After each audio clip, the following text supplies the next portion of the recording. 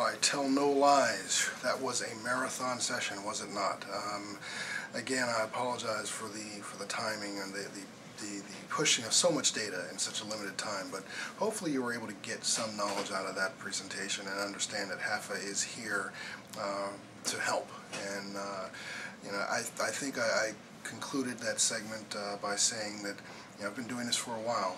We were the first ones in this particular office to do short sales. We did the first several here, and that was 3, maybe 4 years ago. I'm not quite specifically sure, but since then, Silviano Montano and myself have made this our area of speciality. So we know of what we speak, and I can say that it is my personal opinion. I really believe HAFA is not the final solution, but it is the, I think, most significant or substantial solution in the continuing evolving process of short sale and short sale processing and the protocols under which how short sales get processed and hopefully concluded successfully.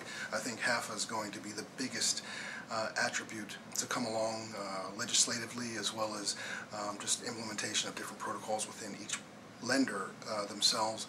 I've seen it all, and I think that HAFA generalizes it, solves really, or addresses, doesn't solve, addresses really what the core issue was, which was volume. Short sale lenders and servicers have always been dealing with certain things that are the key factors that have been problem causers for persons such as myself trying to process short sales. Number one, chief among them, is always volume. This has always been an issue of volume. There's simply too many files by too few servicers, and it's just a never-ending wave.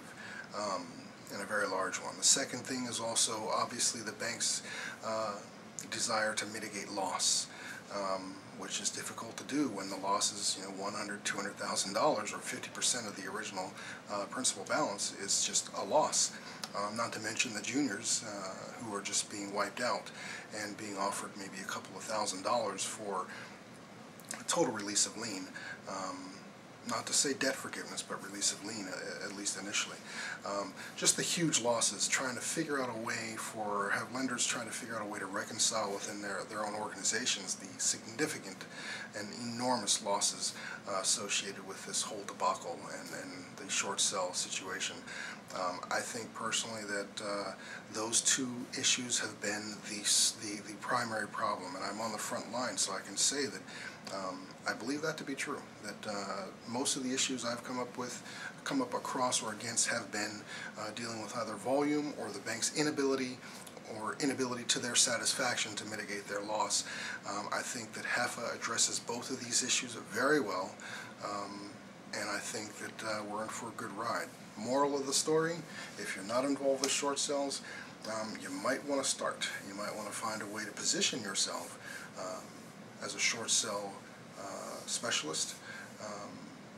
You can always hire a third-party processor or negotiator, but if you're a real estate agent or a realtor or professional, you need to be in this game. There's a lot of money in it, and there's only more coming, and it's here to stay. I see no end in sight for the foreseeable future. So thank you for joining us on the inside with TMG, Century 21 Landmark. I am Dameon Russell, and I hope you, as always, not enjoyed the segment so much as I hope you get good information from it.